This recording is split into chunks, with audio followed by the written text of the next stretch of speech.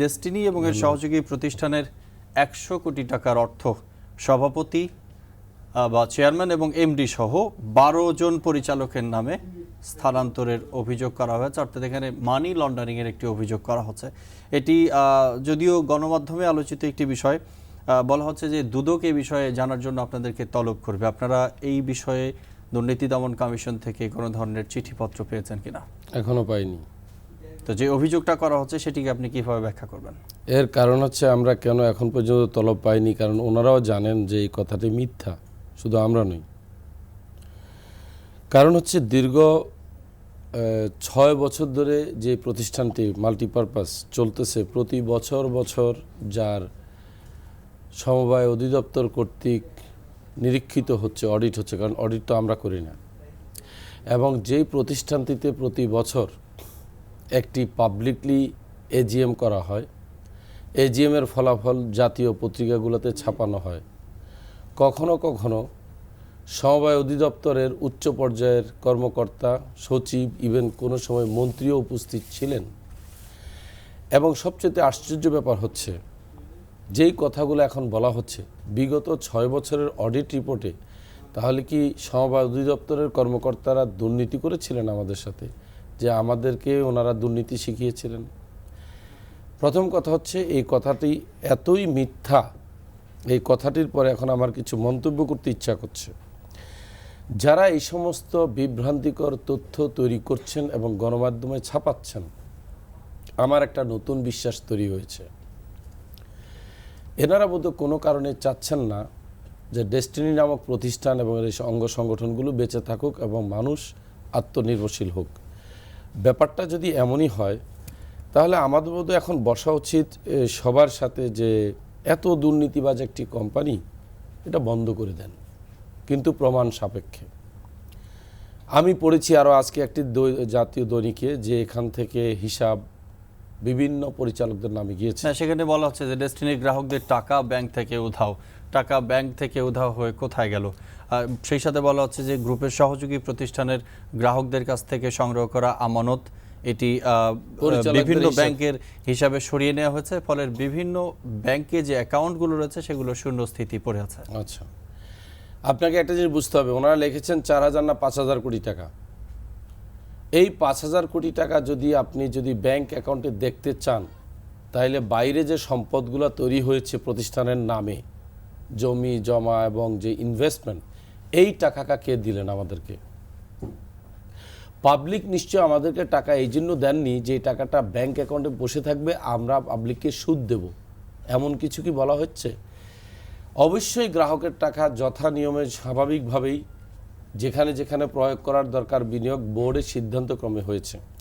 আমি শুধু এইটুকু আবেদন করব, সরকারের কাছে আমার একটা নিবেদন থাকবে, সরকারের সংশ্লিষ্ট যেই বিভাগ এই বিষয়টির সাথে সম্পৃক্ত হওয়া দরকার, সম্পৃক্ত হয়ে এটার একটা সুষ্ঠু তদন্ত করে যে সমস্ত ব্যক্তিদের অপকর্মের কারণে এবং অপপ্রচারের কারণে এই প্রতিষ্ঠানের দীর্ঘ আজকে ২ মাস যে অপূরণীয় ক্ষতি হয়ে গেল, এই ক্ষতিপূরণের শাস্তিমূলক ব্যবস্থা নেয়া এবং যারা এখানে উদ্দেশ্যমূলক বলে অপপ্রচার করেছে তাদের বিরুদ্ধে আইনানুগ ব্যবস্থা গ্রহণ করা।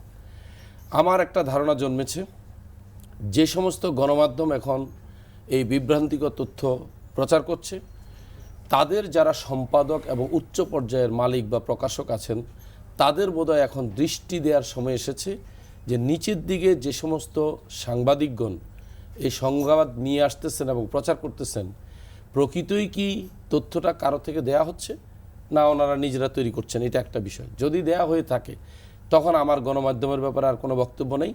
যেখান থেকে দেয়া হচ্ছে ওই ভদ্রলোককে ভিজিবল ইয়েতে নিয়ে আসা উচিত পাবলিকের সামনে, এবং ওনার থেকে জানতে চাওয়া উচিত যে আপনি যে মন্তব্য করেছেন যে ডেস্টিনির সকল পরিচালকদের অ্যাকাউন্টে টাকাটা গিয়েছে, গিভ মি দি প্রুফ।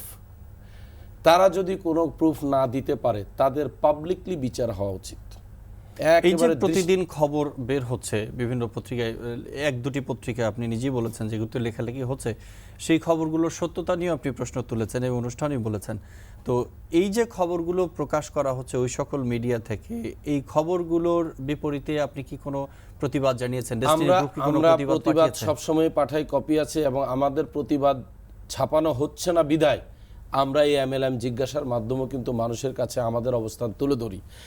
আমি মাননীয় তথ্য ও সংস্কৃতি মন্ত্রণালয়ের দায়িত্বে মাননীয় মন্ত্রী, মাননীয় সচিব এবং সরকারের উচ্চ পর্যায়ের যে গোয়েন্দা বিভাগ, NSI, DGFI, যারা যারা সম্ভব, CI, DSB, সকল মাধ্যমের কাছে আমার বিনীত অনুরোধ থাকবে, এই বিষয়টি কি আর বাড়তে না দিয়ে সিরিয়াসলি একটা অ্যাকশনে যাওয়া উচিত। যদি আমরা অন্যায় করে থাকি আমাদের বিরুদ্ধে, আর আমরা যদি না অন্যায় করে থাকি যারা অন্যায়ভাবে আমাদের নামে অপপ্রচার করছে তাদের বিরুদ্ধে প্রয়োজনে তথ্য মন্ত্রণালয় এই ধরনের কিন্তু একটা উদ্যোগ নিতে পারে। যে সকল গণমাধ্যম উদ্দেশ্যমূলক সংবাদ পরিবেশন করেছে যার সত্যতা নাই, তাদের লাইসেন্স ক্যান্সেল করে দেওয়া উচিত। তা না হলে কিন্তু আইনের শাসন আর এই দেশে কোনোদিন দেখা যাবে না। দেখুন, সংবাদ পরিবেশন যেমন একটি পত্রিকার দায়িত্ব, ঠিক তেমনি অসত্য বা মিথ্যা সংবাদ পরিবেশিত হলে তার প্রতিবাদ জানালে ওই গণমাধ্যম বা পত্রিকার দায়িত্ব সেই প্রতিবাদ ছাপানো। আপনি বলছেন যে এখন পর্যন্ত ওনারা অন্যভাবে ছাপাচ্ছেন, তারা ছাপায়নি, অন্যভাবে মানে কি, যেমন একটি গণমাধ্যম ছাপিয়েছে, ছাপানোর পর পরে দিয়েছে প্রতিবেদকের বক্তব্য, লেখছে প্রতিবেদক বলছে দিনে নাকি লাখ লাখ টেলিফোন উনি রিসিভ করেন। আমি লাখ লাখ চাই না, উনি 10টি ফোন কল রিসিভ করেছেন এই মর্মে। গোয়েন্দা সংস্থার কাছে ওনার রিসিভের পদ্ধতি কি, ওনার মোবাইল ফোনে ফোন আসছে নাকি TNT-তে আসলে সব রেকর্ড থাকে। সে দিন তারিখ সময় ধরে সেই অভিযোগকারীদের তদন্ত করা হোক, ওরা কারা ফোন করেছে, আদৌ ফোন করেছে কিনা।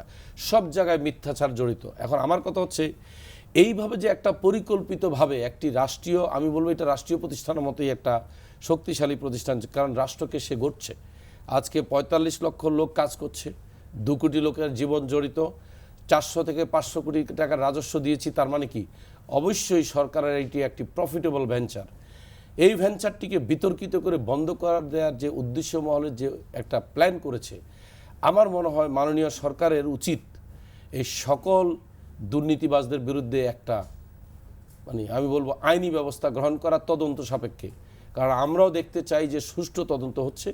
কারণ আমি আর আসলে এই বিষয়টা নিয়ে গণমাধ্যমে বেশি প্রতিবাদ জানিয়ে আমার সময় বা আমার এনার্জি নষ্ট করতে চাই না। আমি শুধু এইটুকুই বলবো, আমি জানি প্রতিদিন অনেক জ্ঞানীগুণী ব্যক্তি আমাদের শো দেখেন, তাদের কাছেও আমার একটা আবেদন থাকবে, এই যে আপনারাও যে চুপচাপ নীরবভাবে এই তামাশা দেখে যাচ্ছেন, মিডিয়া লেখছে আমরা বলছি ভুল, তারা আরও লেখছে আমরা বলছি ভুল, এবং সব সময় কিন্তু বরাত দেওয়া হচ্ছে 2-1টি সরকারের অধিদপ্তর যারা আমাদের এই তদন্ত কাজে আছেন, তাদের কাছে গেলে তারা বলেন আমরা বলিনি, কিন্তু দেখা গেছে বলা হচ্ছে। সব কিছু মিলিয়ে আমি বলবো যে আমরা আজকে এমন একটা পর্যায়ে এসে দাঁড়িয়েছি, আমার মনে হচ্ছে এখানে একটি কথা বলে দিলেই বোধহয় ভালো হতো। সকল মিডিয়া যারা এটার পিছনে লেগেছেন তাদের উদ্দেশ্যে বলছি যে ডেস্টিনি বন্ধ করে দেয়া হোক। এখন দেখতে হবে, বন্ধ করে দিলে সেটার জন্য বসতে হবে, সেখানে ওই গণমাধ্যমগুলো আমাদের সাথে বসতে হবে, সরকারের ওই বিভাগগুলো আমাদের সাথে বসতে হবে, আমাদেরকে ট্রায়ালে এনে আগে অভিযুক্ত করতে হবে, আমাদেরকে বিচারের আওতায় আনতে হবে, অপরাধ তৈরি হলে অপরাধের বিচারের জন্য ব্যবস্থা করতে হবে। আর যদি আমাদেরকে কোনো বিচার না করতে পারেন, তারা যদি বুঝেন যে না আসলে আমরা অপরাধী নই, তাহলে যাহারা গত 2টি মাস এই তামাশা খেলেছেন সাধারণ মানুষের সাথে, প্রত্যেকের যার যার অবস্থান থেকে একটা কঠিন বিচার হওয়া উচিত, শাস্তিমূলক ব্যবস্থা গ্রহণ করা উচিত। আমার মনে হয় সরকারকে আমি আবেদন করব, আমি যেহেতু আপনাদেরকে 300-400 কোটি টাকা কর দিয়েছি, আমার এই সিভিল রাইট, আমার এই নাগরিক অধিকার তৈরি হচ্ছে আপনাদের সাহায্য প্রার্থনা করার। আমি বিনীতভাবে আপনাদের সাহায্য প্রার্থনা করছি।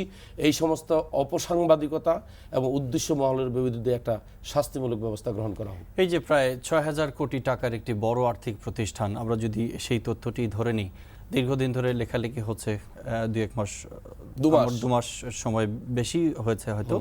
তো এই সময়টুকুতে লেখালেখির কারণে ব্যবসা এক ধরনের প্রভাব পড়েছে। শুধু প্রভাব পড়েনি, আমি বলবো যে ব্যবসা একরকম বন্ধ আছে এখন। আমরা আগামী মাস থেকে আমার মনে হয় না এই ধারাবাহিকতা যদি চলতে থাকে, সরকার যদি চুপচাপ থাকেন, আইন যদি চুপচাপ থাকে, প্রশাসন যদি চুপচাপ থাকে, তাহলে একটা পর্যায়ে গিয়ে হয়তো আমাদের কর্মচারীদের বেতন দেওয়ার ব্যবস্থা থাকবে না। এবং সেই ক্ষেত্রে কর্মকর্তা কর্মচারীগণ যার যার অবস্থান থেকে বিভিন্ন মহলে গিয়ে আবেদন করবেন আপনাদের বেতনের জন্য, কারণ আমরা এখানে সম্পূর্ণ নির্দোষ। এতদিন বলা হয়েছে কোটি কোটি টাকা আমাদের অ্যাকাউন্টে আছে, আজকে বলা হচ্ছে টাকা শূন্য হয়ে গেছে, কোথায় গেল এই টাকা খুঁজে বের করতে হবে। তাহলে এই যে আর্থিকভাবে, তাহলে আমি দাবি করব যখন আমাদের ব্যাংক অ্যাকাউন্ট লক করা হচ্ছে, তখন ধারণা করা হয়েছিল হাজার হাজার কোটি টাকা আছে, এখন বলতেছে শূন্যের কোটায়। তাহলে আমাদের ব্যাংক অ্যাকাউন্টটা লক করে শূন্যের কোটায় কারা করে তৈরি করেছে, ভিতরে ভিতরে আমাদের অ্যাকাউন্ট থেকে কারা টাকা সরিয়ে নিয়েছে, এটাও তদন্ত করা উচিত। আমরা তো দাবি করব আমাদের টাকা যে উদ্দেশ্য মহল যে উদ্দেশ্য নিয়ে বন্ধ করেছে তারা সরিয়ে নিয়েছে। এই আর্থিক ক্ষতিগ্রস্ত হওয়ার বিষয়টি, ব্যবসা স্থবির হয়ে যাওয়ার বিষয়টি কি সরকারের আর্থিক প্রতিষ্ঠান বিভাগ মন্ত্রণালয়কে জানিয়েছেন আপনারা? সরকারের কাছে কোনো চিঠি দিয়েছেন? আমরা চিঠি কয়েকবারই দিয়েছি, আমাদেরকে আবার বাণিজ্য মন্ত্রণালয় জানিয়েছেন আপনি আমাদের কাছে চিঠি লিখে লাভ নাই, যেই সংশ্লিষ্ট বিভাগের সাথে আপনার সম্পর্ক তাদেরকে জানান। একটা জিনিস বুঝতে হবে, আমরা সবাইয়ের কড়া নাড়ছি, ভিতর থেকে কোনো আওয়াজ হচ্ছে না। We are not getting any support no help. এখন আমি গণমাধ্যমের মাধ্যমে হেল্প চাইব যে আমি জানি সরকারের উচ্চ পর্যায়ে অনেক সৎ, অনেক নির্ভীক, অনেক সাহসী এবং অনেক দেশপ্রেমিক কর্মকর্তা, সচিব এবং মন্ত্রী মহোদয় আছেন। আমি তাদের কাছে অনুরোধ করব, আর সময় ক্ষেপণ না করে যদি আপনারা মনেই করেন আমরা অপরাধী, বিচার করেন এবং দোষী সাব্যস্ত করেন। আর যদি মনে করেন আপনারা জানেন না আসলে কে দোষী, তাহলে সুষ্ঠু একটি তদন্ত করুন, যারা অপরাধী তাদেরকে চিহ্নিত করে তাদের একটা শাস্তিমূলক ব্যবস্থা গ্রহণ করুন।